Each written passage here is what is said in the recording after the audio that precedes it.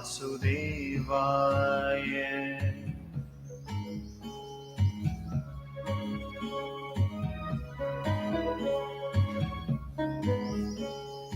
ॐ नमो भगवते वासुदेवाय। ॐ नमो भगवते वासुदेवाय। ॐ नमो भगवते वासुदेवाय। ॐ नमो भगवते वासुदेवाय। ॐ नमो भगवते वासुदेवाय। ॐ नमो भगवते वासुदेवाय।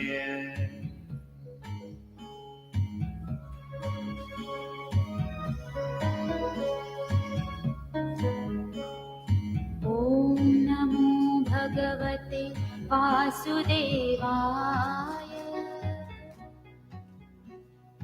ॐ नमो भगवते वासुदेवाय।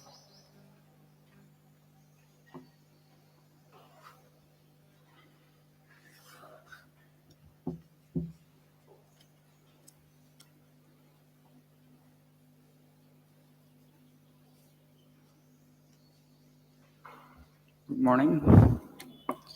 We shall say a different prayer. Please see page number 10.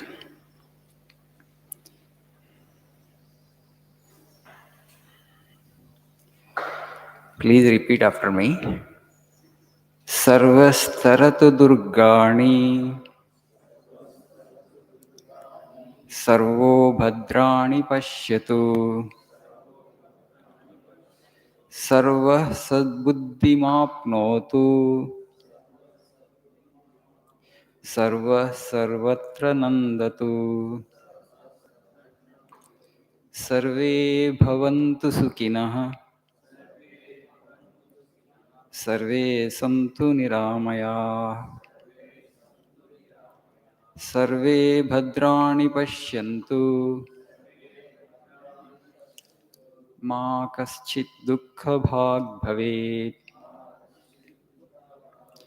durjanah sajjano bhuyat sajjanah shantimapnuyat shanto muchyeta bandhubhyo muktaschanyan vimochayet. Now let us see the meaning of the prayer. Sarvas taratu durgani, may all overcome impediments.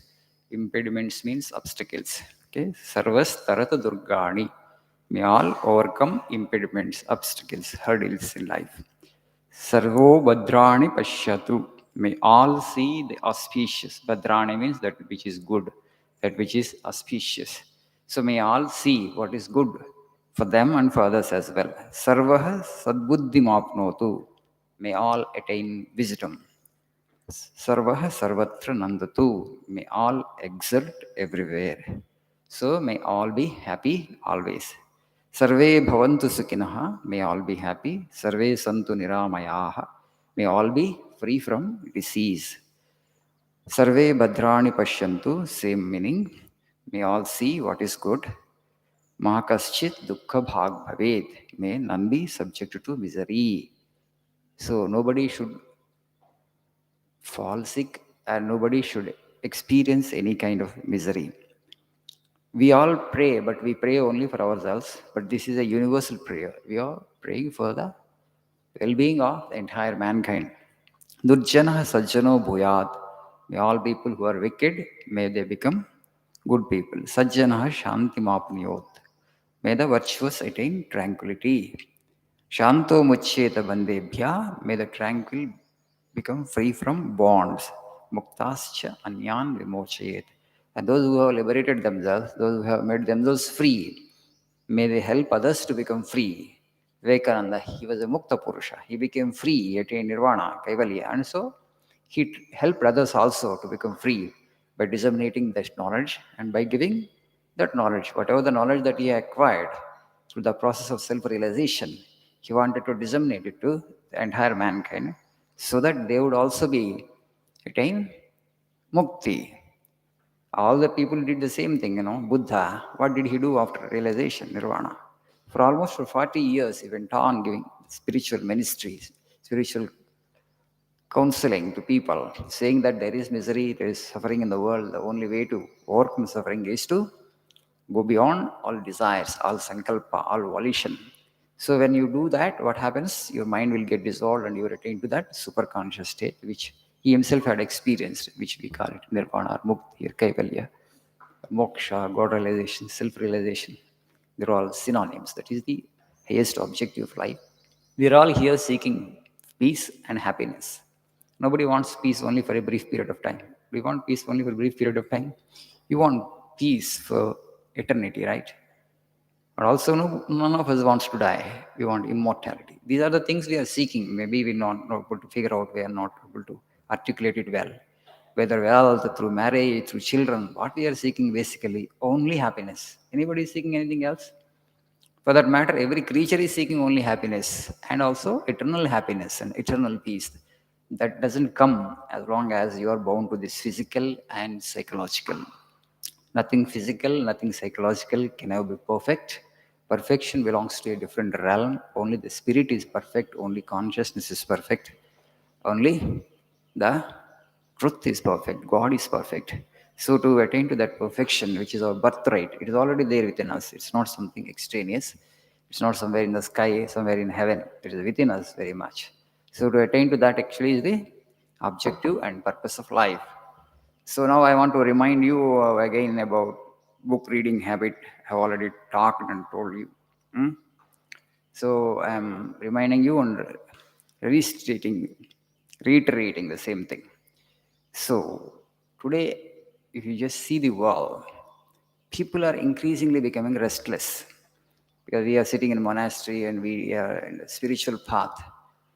Uh, Increase of wealth also has actually is one of the reasons. What to do with the money that you have accumulated? Something you want to enjoy, move about, purchase this, purchase that. This kind of restlessness actually has set into the society.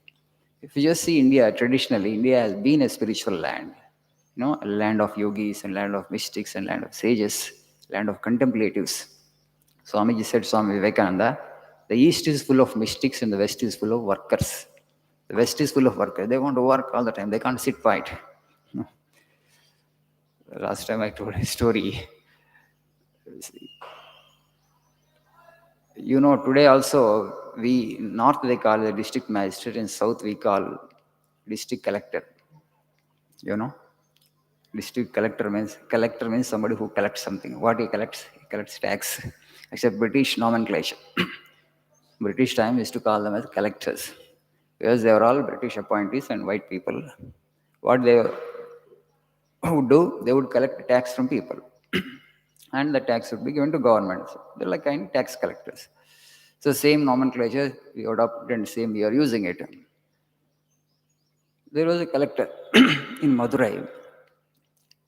So the Madurai, Meenakshi temple, a very big temple. A lot of revenue used to be generated. One day the collector was checking the accounts. There is actually one expenditure where food expenditure of the yogi, something like that. So he saw that header and then asked the temple people, what is this food expenditure of yogi?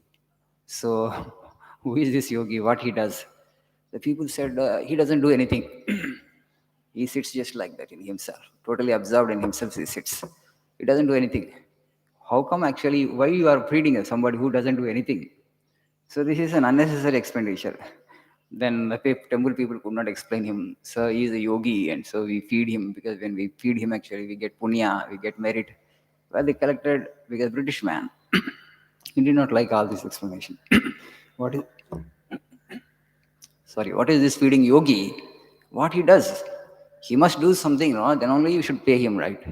We pay wages only if somebody does some work, but he is not doing anything, but you are feeding him. Why should you feed somebody who doesn't do anything? The temple people scratch their heads. They try to explain him. Sir, he's a yogi, he's a mystic, he doesn't do anything. He just gets absorbed in himself. His God intoxicated soul. He always lives in ecstasy. He doesn't even care for his body.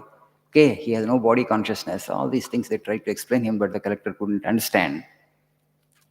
Then he said, no, this is an unnecessary expenditure. You delete it and you must do something, otherwise you don't feed him. And then the temple people told, sir, you just show him to me. They showed the person. Then the temple people told, sir, you just sit like him without doing anything, just restful in yourself. We will feed you. The temple people said, we will give you food. Just as this man sits totally absorbed in himself. If you can sit so restfully, we will feed you. Right? It's not easy. Our minds are so restless. 10 minutes, people are not able to sit with themselves and they want to achieve big things in life. We know that only when you have focused and concentrated mind, you can attain big things. The highest degree of concentration is nirvana. Vivekananda, just see this meditation posture. He was totally absorbed in himself. He became so powerful because he could get absorbed in himself. That absorption and that connection with the divine only makes you and anybody else powerful, because he is trying to draw power from that infinite source. So this has been traditionally a spiritual land. So why I'm saying is, you just start reading books, so the restlessness will come down. Reading books actually is the best source of entertainment, best source of knowledge, and best source of language as well. And I see good number of old people, they're in 70s, but still they're so restless.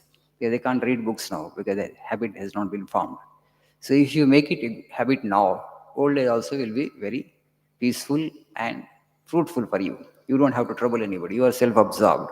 If you can't sit in the highest level of meditation, at least by reading a book, actually, you are engaged. Somehow you can engage yourself in some productive work. That helps you in so many ways.